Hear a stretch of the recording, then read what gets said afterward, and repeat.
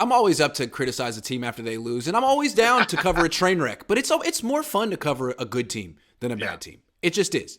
right. So we're not really sure which the Niners are yet. They're 2-2, but let's look at the next four opponents.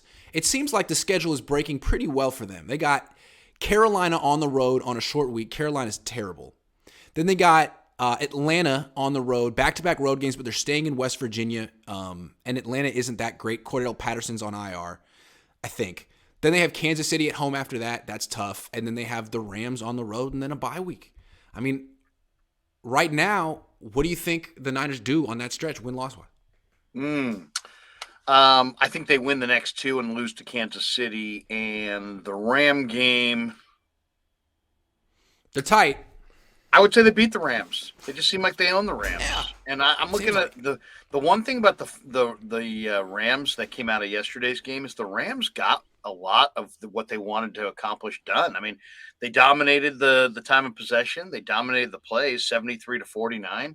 But the 49ers are a lot deeper football team on both sides of the ball and really throughout almost every spot on the roster than the Rams are. So even though the Rams got what they wanted as far as how the way the game kind of carried out, 49ers depth ruled the day. So I think the Niners-Rams is the advantage 49ers across the board.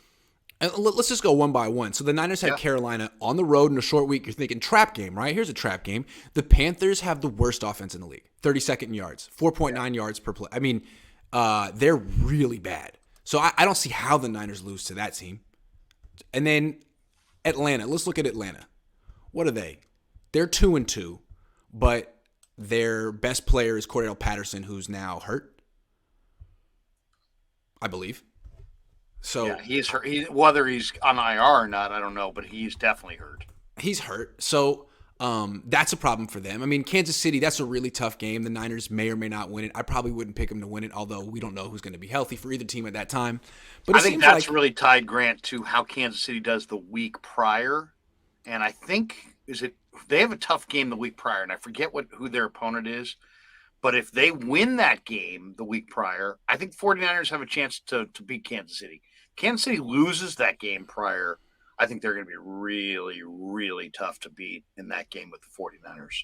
Yep. I think the Niners have a tendency to rush players back from injury a little too much, especially if they feel like they got to have a game. I think this is a great opportunity for the Niners to sit some players. Armstead, Kinlaw, whoever. You don't need those guys to beat – you shouldn't need those guys to beat Carolina or Atlanta. So that's 2 weeks off that you could give – Jimmy Ward, he's coming back from a pretty serious hamstring injury. You don't want him to re-aggravate it. He's in his 30s. He's a DB who needs to run. He doesn't need to play this week. Prepare him slowly. You need him against Kansas City. So I think this is a really good stretch for the 49ers. They kind of weathered the storm, and now they should be able to win the next 2 games and give themselves a 3-game win streak. They should. I think, one of the every team's a little different, but this team, I think one of the keys for this team is going to be how they rest their injured or their not injured players, but the dinged compromised up players. Yeah. When guys are starting to be a little bit compromised and we're in that part of the schedule, you get 5-6 weeks in. I mean, you see it. You go through the locker room, talk to the guys. They'll be like, hey, man, everybody's hurt. Tell me when you're injured. So we get to this point, everybody's battling something. But they're deep enough, Grant, where if they make some smart decisions about who to have up that day and who not to have up, they might be able to kind of nurse some of their injuries back to health for the but the more challenging games on their schedule. And I think if they do it well, that could be a major key for them this year. Now that you bring it up, the one thing that kind of concerns me about this team is Kyle's use of running backs. Like, he doesn't rotate him anymore. It's just Jeff Wilson Jr. and Debo. And in the last game, Jeff Wilson Jr. got 18 carries. He got 18 against Seattle as well. I mean, if you run him into the ground the way you run all your other running backs in the ground, what's next? And we like Jordan Mason, but couldn't he just rotate him and keep him fresh? It seems like he's as good as his running back. I agree. To me, there was a couple things I would have questioned about yesterday's win. One of them was why in the fourth quarter, when you have a lead and you've already ridden Jeff Wilson hard, and you haven't ridden Juszczyk hard. You haven't given Mason anything. You haven't given Mac anything. You haven't given Tevin Coleman anything. Why are you still handing the giveaway runs? And they are giveaway runs. When you're Right. bucking into the center of the line in Right. a run-heavy formation, every guys on the upper rim of the stadium can tell that you're going to run. And so everybody detonates on the running back. Why would you volunteer Those eight hits. to 10 direct hits on your starting running back Right. when you clearly want to use him as your guy? Right. I would have protected Jeff Wilson in the fourth quarter. I would have handed it to Juice. I would have handed it to Mac. I would have handed it to Cole. I would have handed it to anybody. That You should be wanna run Jordan with it? Mason's role on the team. This team's going to be winning a lot in the second half. That's what that guy can do, is wear you down and take hits away from Jeff Wilson, who might be more dynamic. And if you don't trust Jordan Mason, okay, Find someone then you do. go find somebody. Go Yeah. find a veteran back who's not very good, who you can pick off the street, and you can give him the sacrificial lamb carries to. But don't. But they did that already. I like Marlon Mack. I saw him in the preseason. He looked good. They did it. Kyle needs to give these guys a chance. He needs Give to him some Kevin carries. Coleman. And it was really weird listening to Chris Forster when he was talking about J.P. Mason going into the last game. He's like, well, we'll see how the kid, he looked good in camp and he had a couple nice runs in preseason, but, we'll see what happens when the lights shine brightest. It's almost like they're almost like telling us indirectly, hey, this kid is the moment's too, they say it's like the opposite of Colton McKivitz. They say, oh, the moment's not too big for Colton. They're basically telling you the moment is too big for J.P. Mason. And if that's the case, then have somebody else be up or go get a veteran running back, but save Jeff Wilson, because what if you had gotten Jeff Wilson hurt on his last carry?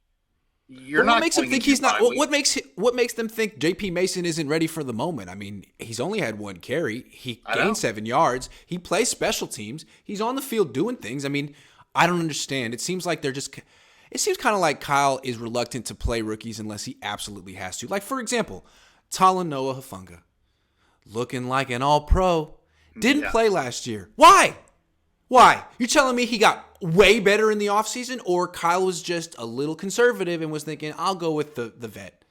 Is it even possible? Kyle, Grant, or is it Bobby Turner? Yeah. Because it seems like there's young guys at the running back position. Now granted, this team handed the ball to Elijah Mitchell a ton, so he's but kind they didn't have a choice. They didn't have a choice. They didn't have a choice. Most of it was Bobby hurt. Turner. Yeah. In some ways, I was thinking yesterday as I'm watching the fourth quarter, man, this would have been a nice spot for Trey Sermon. Because you got about a dozen carries, you could hand this guy the ball. Why not? I'm just hoping that Bobby Turner, now that he's back on the team, he sees what we see, and he gets in Kyle's ear and says, "You gotta give this kid a chance." Because I'm telling you, if Jeff Wilson Jr. gets hurt in the first quarter against Carolina, they could lose that game. Yeah, they could lose that game. If Kyle feels like, I can't trust any of these running backs. Now we can't run the ball anymore. Oh well, I don't know. Okay. Okay, where do you want to find out about J.P. Mason? You want to find out about him in a fourth quarter of a game that you're leading, where if he fumbles, who cares because you got a 2-score lead? Mm-hmm. Or do you want to find out about him for the first time in a regular season game after Jeff Wilson goes out with some stinger, and now because you overused him? Back. Yeah, exactly. That would be my. I didn't love going for the field goal on fourth and goal or whatever it was from the 1.5. I wanted to see them, go for the touchdown there. And I didn't love the usage of Jeff Wilson. Other than that, I thought it was a pretty damn good Sunday or Monday for the Niners.